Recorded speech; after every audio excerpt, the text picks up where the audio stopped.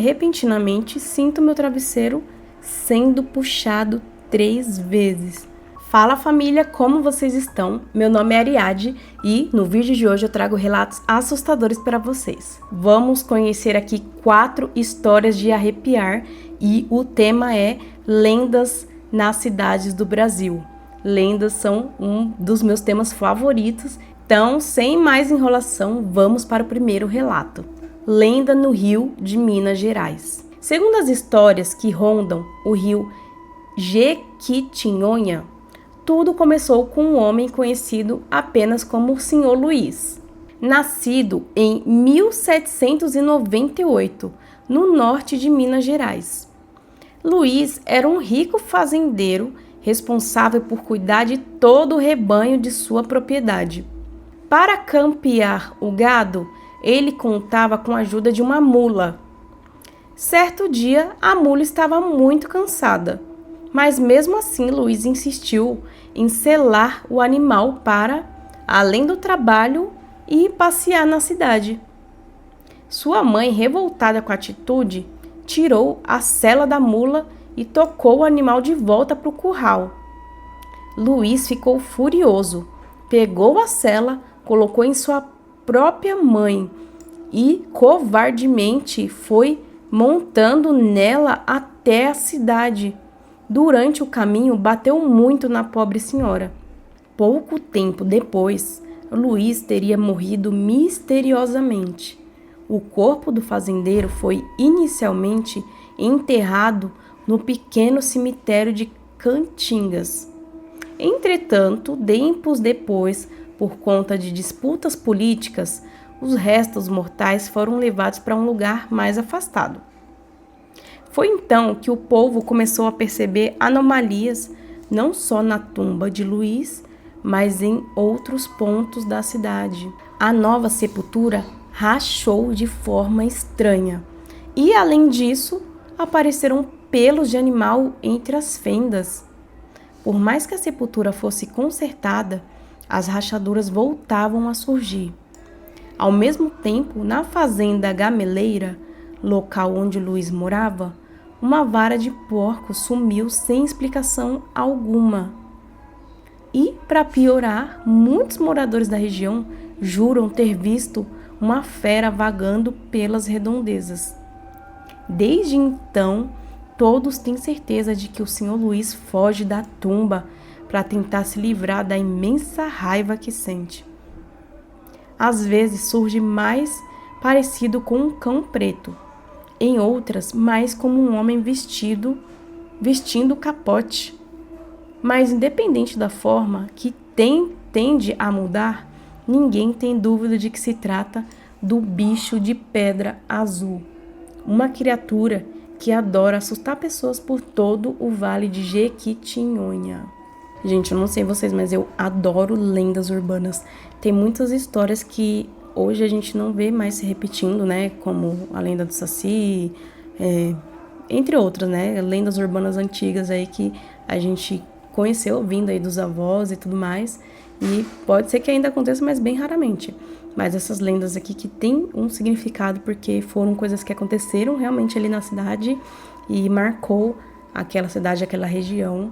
No caso dessa aqui do Rio, eu achei assustadora, né? Porque é uma coisa que pode acontecer. Ele fez ali o que não deveria ter feito em vida e hoje ele se castiga, talvez, não sei. Fica voltando ali para atormentar as pessoas na cidade porque não se perdoou.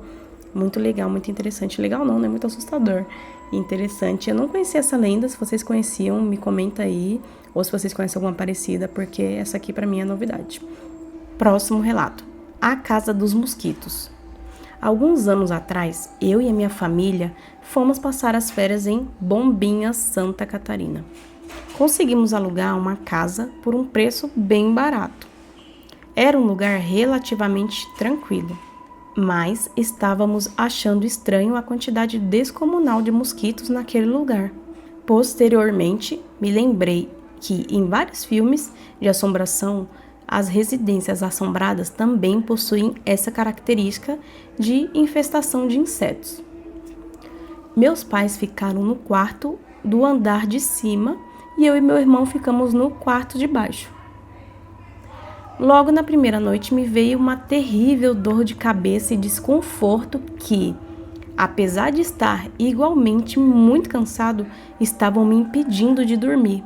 Gosto de dormir com ao menos 2 travesseiros, um na cabeça e o outro entre as pernas, o que não foi diferente aquela noite, somado com uma coberta minúscula que não cobria meu corpo inteiro. Repentinamente, sinto meu travesseiro sendo puxado 3 vezes, como se alguém estivesse tentando tirá-lo de mim. Entretanto, não havia ninguém. Simultaneamente, estava com medo pela situação e desorientado pelo sono e enxaqueca. Então, refleti pacientemente. Bem, se eu gritar, talvez o bicho feche a porta do quarto e eu estarei em maus lençóis. Posso tentar correr até o quarto dos meus pais, mas receio encontrar algo no caminho. Após essa análise minuciosa, optei por apenas colocar o travesseiro para um lado e me deitar para o outro e dormir. No dia seguinte, acordei e me deparei com a minha mãe e meu irmão conversando. Relatei o ocorrido a eles. A minha mãe riu e disse que passou por algo parecido naquela mesma manhã. Segundo ela, estava preparando o café da manhã para nós quando escutou o choro de uma mulher. Arrepiada, ela se virou e uma senhora estava derramando lágrimas na mesa da cozinha. Ela deu um pulo de susto, olhou novamente e não a viu mais. Posteriormente, ela me falou que meu travesseiro havia sumido e não conseguia mais encontrar. Contamos tudo ao meu pai. Ele pegou um óleo ungido, sendo ele um bispo, e junto conosco consagrou a casa a Deus. Depois disso, não houve mais nada de cabuloso por lá. Outro dia, o meu pai estava conversando com o piscineiro e notou que ele sabia muito sobre a residência. Perguntou-lhe se ele já teve alguma relação com aquele lugar e esse disse que era o dono e que não morava mais lá, pois foi onde sua esposa morreu devido a um câncer, doença a qual a minha mãe também teve, mas graças a Deus foi curada. Após meu pai contá-lo tudo o que havia ocorrido, ele falou que não eram os primeiros hóspedes a reclamar de lá e nos propôs a continuar e descontar os dias restantes do pagamento. Ele era um homem já bem de vida e não precisava do dinheiro do aluguel. Aceitamos a proposta, mas devido a possivelmente o alto fluxo de turista, acabamos pegando alguma virose de praia e tivemos que nos tratar na volta para o nosso lar. Creio que essa foi a última vez que fomos para Bombinhas. Ele nos fez alguns descontos para ficar naquela casa novamente, mas concordamos em procurar outros destinos. Bom, essa história aqui, ela seria mais uma lenda se fosse conhecida por muitas pessoas. No caso aqui, se enquadraria mais em uma pousada aqui assombrada, né? Possivelmente até pela esposa do dono que faleceu, né, no local. E a mãe do menino que foi lá se hospedar viu uma mulher chorando, né? Uma mulher chorando na cozinha. E ele tava tendo essas perseguição aí, né, de puxarem o travesseiro dele na hora que ele vai dormir. Então, possivelmente é uma pousada assombrada na cidade aqui de Bombinhas, que aí quem for pra lá já sabe. Então, entra um pouco aí na questão de lendas, porém, mais centralizada aqui para quem ficar sabendo ali que, nossa, tem uma pousada aqui na minha cidade que é assombrada. É uma lendazinha minizinha. Falar isso que vocês conhecem essa cidade, se vocês já foram para lá, se vocês têm alguma coisa para contar e o que vocês acharam aí do relato. Próximo relato. Comadre Fulozinha. Agora, sobre a lenda da minha mãe, vou tentar fazer jus como ela me contava. Ela veio de uma cidadezinha chamada Batateira, em Pernambuco, e morava com meus avós e mais 15 irmãos em um pequeno sítio, bem distante da cidade. Nesse sítio, eles cuidavam de gado, cultivavam grãos, frutas, verduras, fabricavam farinhas e vendiam na feira da cidade. E esse episódio aconteceu quando a minha mãe e a minha tia estavam cortando mato para os bichos. As duas eram pequenas na época. A minha mãe dizia que elas tinham entre 12 e 14 anos de idade na época. Funcionava assim: minha tia era um pouco mais velha do que a minha mãe, entrava no matagal, cortava uma boa quantidade de mato e depois chamaria a minha mãe para ajudar a carregar os sacos de arroz. Cheia de mato e de volta para o sítio, né? Pois bem, lá se foi a minha tia para o mato enquanto a minha mãe cuidava de limpar a cozinha. Aqui, entre a parte onde minha tia conta o que viu. Ela costumava assoviar sempre. É um costume que ela ainda tem. E era comum que ela fizesse todas as suas tarefas cantarolando ou assoviando alguma canção. Nesse dia não foi diferente. Ela passou um bom tempo embrenhada no mato alto, sozinha, cortando mato e assoviando até começar a ouvir alguém assoviar a mesma canção junto com ela. Ela parou de assoviar assim que percebeu e o assovio da outra pessoa também parou. Com 15 irmãos, minha tia achou que fosse algum deles pregando uma peça e exigiu saber se tinha alguém ali com ela. Gritando no meio do mato, mas ninguém respondeu. O mato era tão alto que era impossível para ela saber se alguém tinha se aproximado. Então ela ignorou o ocorrido e voltou a cortar o mato. Pouco tempo depois, ela começou a assoviar. E tão logo a outra pessoa começou a assoviar também, só que agora mais alto. Minha tia, que agora já estava com medo, perguntou de novo quem estava no mato. E em resposta, ela ouviu que alguém correr na direção dela. Ela disse que ouvia os pés de alguém correr rápido em sua direção. Podia ouvir o matagal se mexer violentamente. E então ela disparou a correr em direção ao sítio, enquanto a coisa assoviava estridente atrás dela, até minha tia se atirar para fora do matagal e descer a pequena colina até onde minha mãe a esperava, sentada na varanda. A minha mãe disse que aqui a minha tia descia a colina desesperada, chorando e descabelada, olhando para trás e pedindo socorro. Com aquela gritaria toda, a minha avó foi socorrê-la também. E foi aí que viram um vergão vermelho marcado nas costas da minha tia, como se alguém tivesse açoitado ela com algum tipo de corda. Depois que ela se acalmou, a minha avó disse que foi a tal da comadre Fulozinha, que era conhecida por assoviar canções e perseguir pessoas sozinhas no mato. Os detalhes da personagem são um pouco confusos. Minha avó dizia que ela era tipo um saci, que pregava peças e que atacava quem entrava no mato.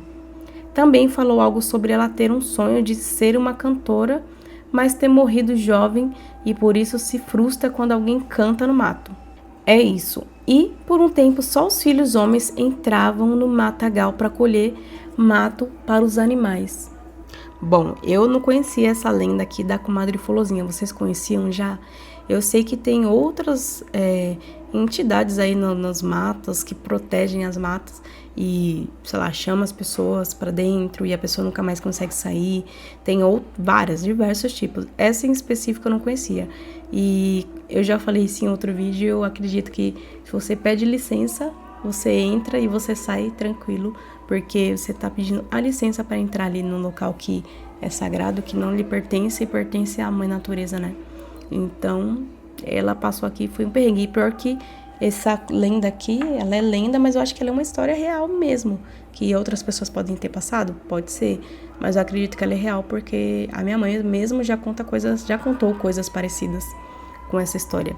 Eu achei assustadora e fica aí a dica para você não entrar no mato sozinha sem pedir licença. Próximo relato. A Penumbrosa, ou Rosa Penumbrosa. Dizem em voz baixa que durante a Grande Seca de 1877, uma jovem retirante chamada Rosa foi forçada a enterrar a própria família. com a boca. Não é metáfora e nem é exagero. Ela cavou covas usando os dentes, rasgando a terra seca como um bicho, porque já não tinha mais força nos braços. O marido, os 4 filhos pequenos e até o cachorro. Tudo foi para debaixo da terra no mesmo dia. E Rosa ficou, ou o que sobrou dela, uma mulher magra demais para ser viva e viva demais para ser morta. Depois disso, ninguém teve coragem de mencionar seu nome em voz alta, com medo de atrair sua dor para si. No sertão, o medo corre mais rápido que vento seco. Dizem que quem sonhasse com o trágico destino de Rosa acordava com a língua rachada e desidratada e morria nos próximos dias. Ela ficou conhecida como Rosa Penumbrosa, porque sempre aparecia entre a última luz do dia e o primeiro escuro da noite. Uns contam que ela foi amaldiçoada depois de rezar contra Deus, desafiando o céu com a boca suja de barro de cova. Outros juram que ela nunca foi gente de verdade, mas a dor do sertão que criou forma humana. O que se sabe é o que ela deixou no mundo. Rosa não morria, ela secava por dentro. Seu corpo virou uma casca. Seus olhos viraram pó. O que tem lá dentro? Ninguém sabe dizer se é uma alma ou poeira. Quem cruza com ela sente a garganta fechar, os olhos arderem e o estômago revirar. E começa a ver coisas que não existem. Alguns que tentaram seguir ela por pura curiosidade nunca voltaram.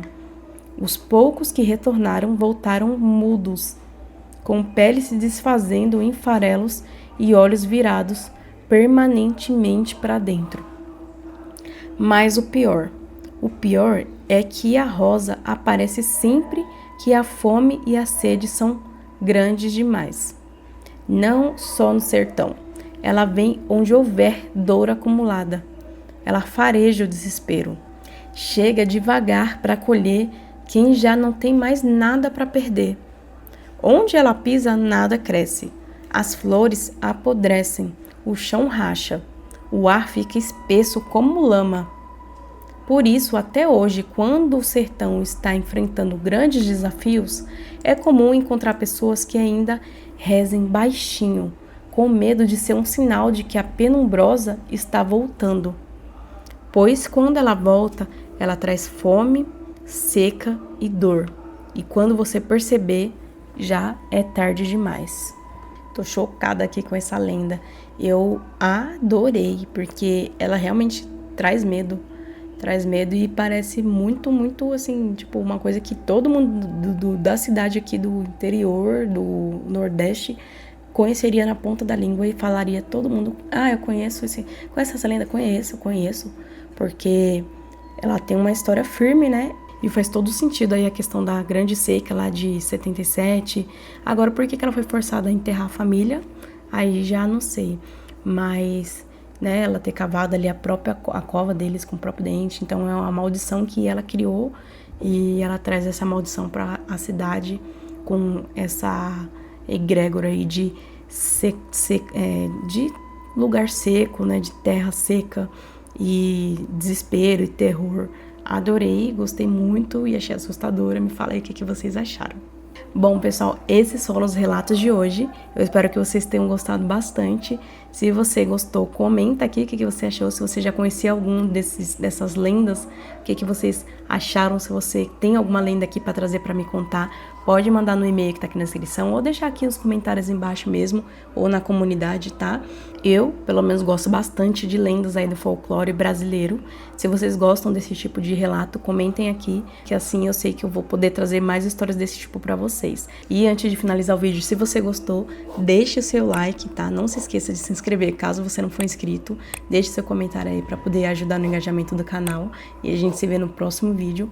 Um grande beijo pra todos vocês e tchauzinho!